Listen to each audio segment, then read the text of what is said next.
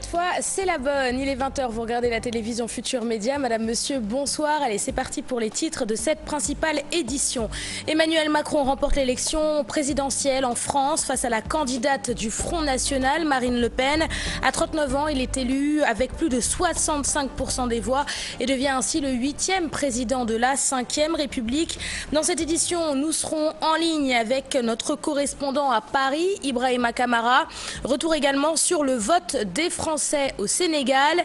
Ce dimanche, 14 000 électeurs étaient attendus dans les bureaux de vote. À savoir que pour ce deuxième tour, le taux d'abstention est particulièrement élevé, entre 25 et 27% sur l'ensemble des électeurs français. À Bambilor, la rencontre entre le maire de la commune et le coordonnateur de l'APR dans le département se termine dans la confusion. Un meeting de réconciliation lors duquel une bagarre a éclaté. Elle concerne les gardes du corps du ministre Oumar Gueye. Ils ont fait face à d'autres gardes du corps des autorités locales. Tous les détails, ce sera dans cette édition. Insécurité dans les communes de Mbao et Keur-Mbaïfa. Les autorités dénombrent en moyenne 10 cas d'agression par semaine. Récemment, des lycéens se seraient fait voler leur téléphone portable au sein même de leur établissement scolaire. Réaction dans ce journal du président communal de la jeunesse de Mbao. Le réseau des îles de Basse-Casamance demande de meilleures conditions de vie, mise en place d'une association, célébration de leur journée chaque 24 avril, des revendications qu'ils ont énumérées hier samedi lors d'une conférence de presse. Voilà pour les titres de cette édition. Restez avec nous, le développement c'est dans une poignée de secondes.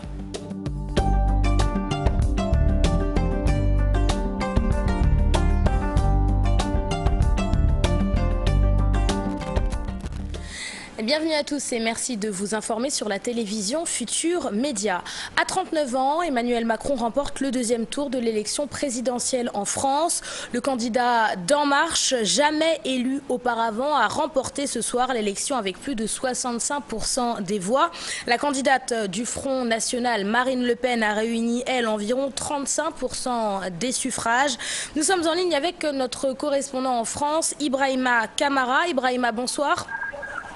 Bonsoir Léa. Ibrahima, l'ancien ministre de l'économie de François Hollande, devient le 8e président de la 5e République. Encore inconnu il y a 3 ans, la victoire d'Emmanuel Macron marque l'histoire donc de cette 5e République. L'ancien ministre de l'économie explose le record de Valéry Giscard d'Estaing en 1974.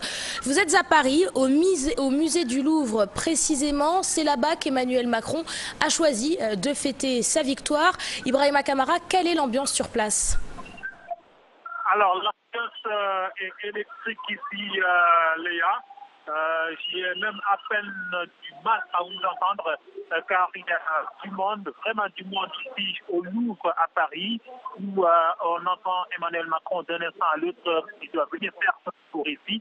Il a prononcé un premier discours au niveau de son quartier général. Là, il est en route, il doit venir ici au Louvre où la France est inconditionnelle. Ces militants et sympathisants qui l'ont conduit au pouvoir, vous l'avez dit tout à l'heure, il y a quelques années, Emmanuel Macron était méconnu dans le cadre politique ici en France. Aujourd'hui, il est parvenu à écarter les partis traditionnels de la gauche et de la droite jusqu'à arriver au pouvoir. Il va remplacer François Hollande pour diriger le destin des Français pour les 5 ans à venir. Il a prononcé quelques mots tout à l'heure. Il a dit son inquiétude. Il veut effacer les peurs des Français. Il veut tout faire pour que la France retrouve son luxe d'antan afin que les Français et les Françaises aient un avenir meilleur sur tous les plans. On l'attend aussi chez Léa, ici au Louvre. L'ambiance est festive. Il y a tout le monde, toutes les nationalités sont ici présentes au Louvre pour fêter ensemble avec les Français la victoire d'Emmanuel Macron de ce soir. Merci Ibrahima Kamara, en direct donc du musée du Louvre, là où va bientôt s'exprimer Emmanuel Macron. Ibrahima Kamara, ce matin, a suivi justement Emmanuel Macron qui a voté dans le bureau du Touquet, c'est dans le département du Nord-Pas-de-Calais. Écoutons Emmanuel Macron, vainqueur de l'élection présidentielle française, au micro d'Ibrahima Kamara. Monsieur Macron, s'il vous plaît. Macron, s'il vous plaît. Regardons un instant. Ici, devant. S'il vous plaît. Ici, encore. Encore un instant vers l'eau, monsieur Macron. À voter. Merci beaucoup. Je m'en remets au destin et pour le reste, j'invite tous nos concitoyens aujourd'hui à aller voter, à faire ce devoir citoyen d'importance. Beaucoup se sont battus pour l'avoir et donc j'invite chacune et chacun à y aller ce dimanche. Merci à vous. Merci beaucoup. Monsieur Macron, Emmanuel Macron qui vient de voter ici au Touquet, dans le Pas-de-Calais. Vous avez écouté ses propos après son vote. Il a aussi serré la main à plusieurs gens qui habitent ici dans le Touquet, qui lui ont aussi souhaité bonne chance lors de ce second tour. Au même moment, son adversaire Marine Le Pen a aussi voté à Hénin-Beaumont, dans la même zone, dans le Pas-de-Calais. Dans quelques heures, nous saurons celui ou celle qui succédera à François Hollande, le prochain président de la République française. Et c'est donc Emmanuel Macron qui succédera à François Hollande. Des Français rencontrés à l'ambassade de France à Dakar après avoir voté ce dimanche expriment leurs attentes, des points qui tournent autour de l'ouverture, de l'émigration et de la sécurité, entre autres. Ils fondent beaucoup d'espoir sur la politique du nouveau président français. Écoutons leur réaction au micro de Mame Biram Diouf. Deuxième tour de l'élection présidentielle en France, 10 heures dans l'enceinte de l'ambassade de la France au Sénégal. Ici, les deux posters des candidats ne passent pas inaperçus. Pour un bon déroulement du scrutin, des dispositions ont été prises. À savoir que nous avons 7 bureaux de vote ouverts, 3 à Dakar, ici sur le campus diplomatique, 2 au lycée Mermoz à Ouakam, 1 à Sali, 1 à Saint-Louis. Et nous avons près de 14 000 inscrits sur nos listes électorales. Et ce que je peux vous dire, c'est que les choses se passent aujourd'hui de façon très fluide, dans la sérénité et dans un très bon état d'esprit, la bonne humeur, et j'en suis heureux. Le consul général reconnaît tout de même que le taux de participation est faible. Regardez les chiffres de la participation en France à midi et nous aurons les chiffres de notre participation à midi aussi. J'essaye d'avoir une idée de la participation. Honnêtement, c'est impossible à dire à cette heure-ci. Les gens, la dernière fois, étaient venus voter très tôt. Peut-être qu'aujourd'hui, ils viendront voter un peu plus tard. En tout cas, nous avons fait de gros efforts. Moi, je suis très contente d'être là. Déjà, il y a du monde, mais pas trop tôt. Donc, je pense que ça a été bien organisé. Et puis, j'espère que les gens vont voter massivement. Les citoyens français vivant au Sénégal, venus s'acquitter de leurs droits civiques, soutiennent que le moment est crucial pour la France. Deuxième tour, on est sur un moment crucial et il va falloir voter. Il n'y a pas de choix là. Alors que sur le premier tour, on était plus à voir un peu ce qui pouvait se passer. On avait beaucoup plus de choix. Là, maintenant, on n'a pas le choix. On est devant un constat final. C'est le constat final. Voilà, il faut y aller. Alors, vous allez voter pour qui? Je ne vais pas vous le dire, monsieur. Vous allez voter pour qui? Écoutez, moi j'ai voté pour le même candidat que ce soit au premier tour ou au second tour, pour le candidat En Marche, Emmanuel Macron. Et écoutez, moi j'ai voté pour le même candidat que ce soit au premier tour ou au second tour, pour le candidat En Marche, Emmanuel Macron. Et j'espère qu'il va changer les choses et je pense que les gens attendent beaucoup de lui, mais j'espère que les choses vont changer et que la France va être réconciliée.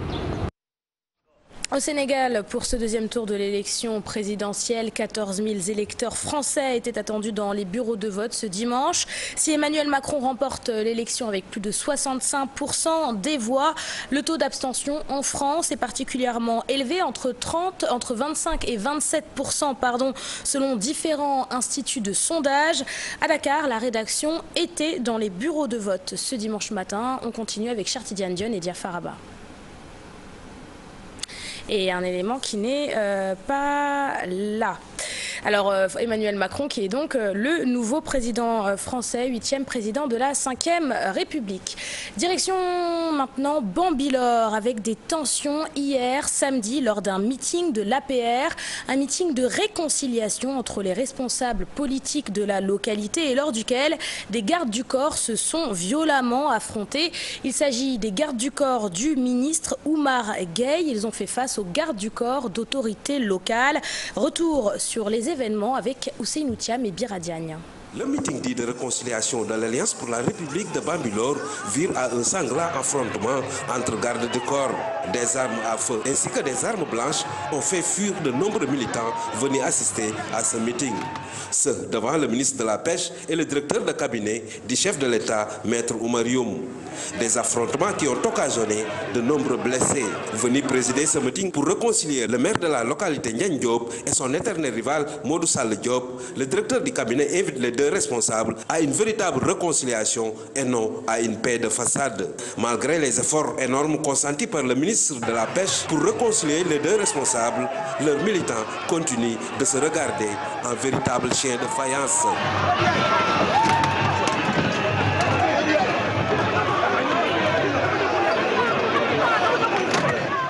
Je vous le disais en titre, environ 10 cas d'agression par semaine dans les communes de Mbao et Keur-Mbaïfal, dans la banlieue dakaroise. Une information des autorités locales. Récemment, des lycéens auraient été victimes de vols de téléphones portables au sein même de leur établissement scolaire. Écoutons à ce propos le président communal de la jeunesse de Mbao. Ces propos sont recueillis par Salif Sow. À moins d'une semaine, on peut avoir 10 à 15 cas d'agression au niveau de Mbao. Et ça, c'est quelque chose d'alarmant. On ne peut pas rester les bras croisés sans rien faire. Les jeunes m'ont appelé vers 1h20 du matin. Ils m'ont dit que président, les agresseurs sont là avec des machettes et ils sont en train de prendre de récupérer tous les portables des élèves. Et j'ai envoyé au président du FOSCO le numéro du commandant de brigade, Kandé, qui les a envoyé 2 éléments pour au moins essayer de dissuader ces agresseurs. Il y a le chômage des jeunes. Le manque de formation, mais surtout la position géographique de Mbao. Comme vous le savez, ici, on a la forêt classée de Mbao. La forêt classée de là, et aussi les garages manières, qui est aussi un point de convergence des drogues. La dernière fois, au niveau du lycée, les élus locaux ne peuvent qu'écrire au niveau de l'autorité étatique. Maintenant, c'est à nous, population, de manifester cette volonté pour dire à l'autorité que les autorités étatiques ne peuvent qu'écrire, mais c'est nous qui devons manifester la volonté, manifester pour dire que ça c'est une demande sociale. On a envoyé plus de 200 courriers. On a envoyé plus de 200 courriers. J'ai envoyé, personnellement, un courrier à M. le sous-préfet Li, au commandant Kende, je l'ai envoyé un courrier. Le maire, peut-être lui, il a un décès. Mais là où ça fait mal, mais les autorités compétentes, comme par exemple les autorités politiques, qui représentent en quelque sorte son excellence, monsieur le président de la République Macky Sall, ne serait-ce que recevoir le conseil pour au moins magnifier l'initiative qu'on est en train de mener, mais rien. Le réseau des îles de Basse-Casamance étale ses revendications pour de meilleures conditions de vie. Il demande la création d'une association des îles du Sénégal. Il milite également pour la célébration chaque 24 avril d'une journée qui leur sera dédiée. Le réseau des îles de Basse-Casamance était en conférence de presse. C'était hier, samedi. Le compte-rendu, il est signé Pape Faraning et Mardia. Le drame de Betenti occasionnant 21 victimes, toutes des femmes, a touché le réseau des îles de Basse-Casamance qui tire sur la sonnette d'alarme. Ces insulaires vivent dans des territoires semblables à ceux du Saloum. Nous, populations insulaires du Saloum et de la Basse-Casamance, souffrons de plusieurs maux. Nous avons un problème d'enclavement très critique. Nous avons chez nous un problème d'accès aux infrastructures sociaux de base. Nous avons un problème très sérieux d'accès à l'eau potable. Nous manquons d'accès à l'électricité parce que nous ne sommes pas connectés au réseau électrique national. Les réseaux prônent pour la création de l'association des îles du Sénégal afin de solutionner les maux de ces territoires. Nous allons travailler main dans la main avec nos amis insulaires de tout le Sénégal pour la création de l'association des îles du Sénégal.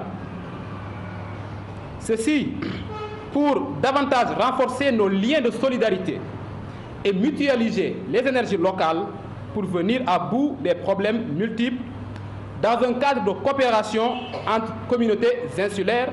Ces populations des îles de Basse-Casamance réclament aussi une meilleure considération pour éviter le syndrome de Bettenty. Ce drame pouvait arriver à nos mamans, à nos sœurs. Dans les îles, nous ne vivons que, pas que, mais principalement de l'exploitation des produits halieutiques, que ce soit les huîtres, les arches, etc. À l'issue de leur rencontre, le réseau des îles de Basse-Casamance suggère à l'État de déclarer la journée du 24 avril de chaque année, journée nationale des îles du Sénégal, en mémoire des victimes de Bettenty. Améliorer la sécurité humaine par la surveillance des situations et des rapports sociopolitiques qui pourraient dégénérer en conflit.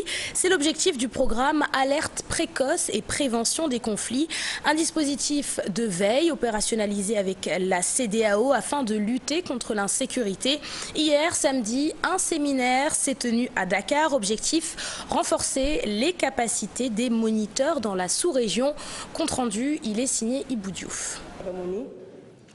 Penser à la stabilité sociale et politique de l'espace CEDEAO, une autre démarche mise au point avec le système d'alerte précoce, avec des moniteurs proches des populations pour glaner quelques informations sensibles. D'autre terme, le système offre une évaluation directe de la force ou de la faiblesse de l'État ou de la vulnérabilité de ces populations. Le travail de ces moniteurs consiste à collecter des informations globalement de sources ouvertes, de soumettre des rapports élaborés sur la base de ces 66 indicateurs prédéfinis et d'envoyer des rapports d'incidents et de situations selon un protocole bien déterminé. Un mécanisme sous-régional pourvoyeur de données qui va appuyer les États de la sous-région dans leur mission de quête de stabilité. Il ne peut pas y avoir de développement sans paix et sans sécurité. Or, le système d'alerte précoce joue effectivement ce rôle de prévention et de résolution. La mission est de taille, ces moniteurs très outillés maîtrisent la mission qui leur est dévolue. Cette rencontre a été une rencontre extrêmement importante pour nous, moniteurs terrain, parce que ça nous a permis d'avoir le feedback, c'est-à-dire le retour de ce que nous produisions comme information. Nous étions auparavant dans une dimension beaucoup plus technique de l'alerte précoce et je crois qu'avec les données que nous allons produire, nous pourrons aider les analystes à abattre un travail considérable et tout ça pour apporter la paix dans la sous-région et dans la CEDEAO. Le système d'alerte précoce sera améliorer la qualité et la quantité des informations collectées en vue d'une meilleure appréciation de l'environnement de paix et de sécurité des pays de la sous-région. L'organisation de la société civile à travers WANEP et le FOSCAO. La Sénélec s'engage à offrir 37 000 compteurs électriques prépayés à des familles dans le besoin. Le programme Woyofal a été lancé à Guédiawaye, à Thiès et à Ziguinchor. D'après le directeur général de la Sénélec, l'initiative vise à venir en aide aux plus démunis dans l'incapacité de s'offrir un compteur électrique. Mouhamadou Maktar Sissé s'exprimait à l'occasion d'une randonnée pédestre. Écoutons-le, ses propos sont recueillis par Chartidiane Dione. Et même si on est une entreprise privée, toutes les entreprises qui ont une mission de service public se doivent de contribuer dans le cadre de responsabilité sociétale d'entreprise à renforcer ce lien de solidarité qui consiste à se pencher sur les plus démunis pour que le tissu social ne se fragilise pas davantage, qu'on puisse le souder toujours et donc préserver la solidité de la nation et donc de l'État. Et c'est dans ce cadre que nous avons lancé dans le secteur de l'électricité le Woyofal social, qui est une politique de gratuité sur une année pour les populations qui n'ont pas les moyens d'accéder au réseau de Sénélec, quand bien même elles se trouvent dans le périmètre de Sénélec, entourées de maisons qui sont déjà électrifiées. Et parce qu'il y a des frais, à peu près 300 000 francs pour pouvoir avoir les installations intérieures que ces familles n'arrivent pas à épargner pour pouvoir accéder au réseau. Nous leur offrons cette installation intérieure, le compteur Woyofal et une gratuité d'une année pour leur permettre, surtout permettre à leurs enfants d'étudier sous la lumière. Accès à l'eau potable, le village de Djilor est désormais doté d'un forage. Écoutons, c'est un reportage de nos confrères de la télévision du Saloum, Soda Diakhoumpa et Amadouba. Suivons-le ensemble. Kër Yoro, Kër Omar, Kër Renan, entre autres villages qui vont bénéficier d'un nouveau forage après moult revendications des populations qui depuis des années vivaient un calvaire. Le forage est tombé en panne en 2000. On partait dans les puits pour s'alimenter de l'eau. Un véritable parcours pour les femmes aussi. Ils se levaient à 6 h du matin pour venir chercher de l'eau dans des conditions très difficiles. Le forage desservait 15 villages. On fait face à de nombreux problèmes. On ne dort plus la nuit depuis que le forage est tombé en panne. C'est vraiment difficile. Trouver le liquide précieux, un véritable parcours du combattant dans les 15 villages. Ici, la municipalité assure le démarrage des travaux sous peu. C'est difficile. Imaginez, je pense que le caméraman a pris le puits qui est complètement tari et ils attendent qu'il y ait de l'eau dans le puits pour qu'elle puisse puiser. Et vous savez, nous sommes aussi dans une zone pastorale et qu'on doit abreuver les animaux, les vaches, etc. Et c'est une situation qui a trop duré. Et alhamdulillah, aujourd'hui on est là et la population est soulagée de savoir qu'aujourd'hui nous avons implanté ce forage et que bientôt toute cette souffrance ne sera qu'un mauvais souvenir. Face aux maigres moyens des collectivités locales, le maire sollicite l'appui de l'État pour la réalisation de ces projets. Les priorités, c'est des infrastructures de jeunesse, que ce soit les foyers de jeunes, les stades municipaux, que ce soit les pistes de désenclavement. Et nous voulons ériger le poste de santé de Djilor en centre de santé, parce que Djilor étant un siège d'arrondissement, l'accès des femmes à la microfinance et l'électrification rurale, parce que nous avons 44 villages, 20 000 âmes. Il n'y a que 4 villages qui sont électrifiés. Tous les 44 autres, ils sont dans l'obscurité. C'est très difficile. Polluer, gaspiller, surexploiter, l'eau est traitée comme une ressource inépuisable dans certains pays. Pourtant, au Sénégal, l'accès à l'eau potable demeure toujours un problème, surtout dans les zones rurales. Le Prytanée militaire de Saint-Louis, un établissement d'excellence, est habitué à occuper la première place du concours général. Seulement en 2016, le Prytanée militaire a fini 5e. Un faux pas, selon le président de l'amicale des enfants de troupe. Mordia Khaté affirme que les élèves vont rectifier le tir cette année. On l'écoute au micro de Chertidiane Dione. L'année dernière, effectivement, je pense qu'on était placé 5e. Il faut savoir que quand on est habitué à être premier, eh bien, au moindre faux pas, eh bien, les gens vous rattrapent parce que de toute façon, vous êtes premier, mais les gens ne dorment pas, ils sont derrière et ils poussent pour atteindre la première place. Donc, malheureusement, il arrive aux sportifs les plus hauts, les plus grands sportifs ont des moments de faiblesse. Et c'était un moment de faiblesse, mais rassurez-vous, les choses reviennent. Je pense que globalement, d'ailleurs, il faut se féliciter que le Prytanée ne soit plus le seul établissement d'excellence et qu'il y ait d'autres structures qui permettent à nos enfants d'être formés convenablement avec des niveaux tout à fait corrects. Et là, on est en train de travailler sur l'interafricaine des anciens enfants de troupe qui nous permettra donc de formaliser un peu davantage nos relations avec nos collègues des autres pays. Il faut savoir que le plus ancien d'entre nous est entré au Prytanée en 1945. Et donc les plus jeunes sont sortis au mois de juillet dernier. Et donc voilà, ça fait une large communauté. Et cette randonnée est une excellente occasion pour les réunir et surtout pour nous adresser aussi à la société en général.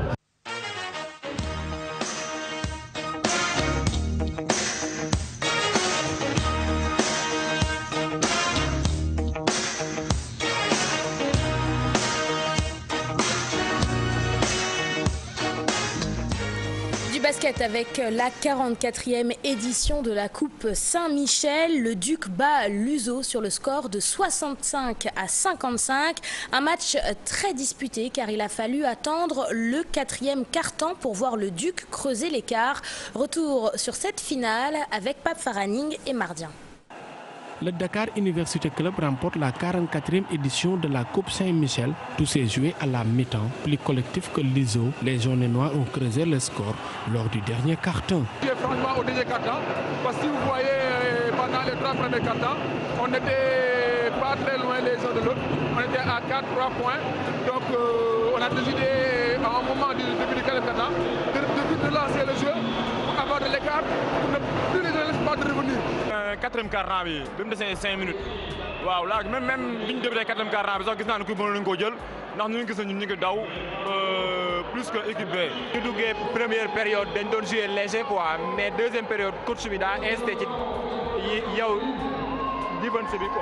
Beaucoup d'individualités ont été révélées des deux côtés, mais la bonne organisation en défense du Dakar University Club a trop gêné les Wakamois qui ont raté beaucoup de paniers faciles. Ils ont bien joué, mais il y a eu quelques failles en défense. La solidarité en défense laissait un peu à désirer. Et on va travailler sur ce plan-là pour préparer les deux matchs de coupe qui nous restent. Le match là s'est joué en fin de troisième quart-temps. Bon, on a pris quelques paniers faciles. La défense était un peu dispersée. Bon, c'est ce qui nous a un peu perturbé. Mais bon, au début du quatrième quart-temps, on a essayé de remobiliser tout le monde, de se remettre à défendre. Mais bon, c'était un peu trop tard. L'équipe du DIC a pratiquement remporté toutes les distinctions. Du côté de l'USO, Ousmane Faye était étincelant dans un stadium Marius Ndiaye chaud bouillant. Et c'est la fin de cette édition. Merci de l'avoir suivi. Merci de votre fidélité. Excellent dimanche soir et très bon début de semaine à vous tous.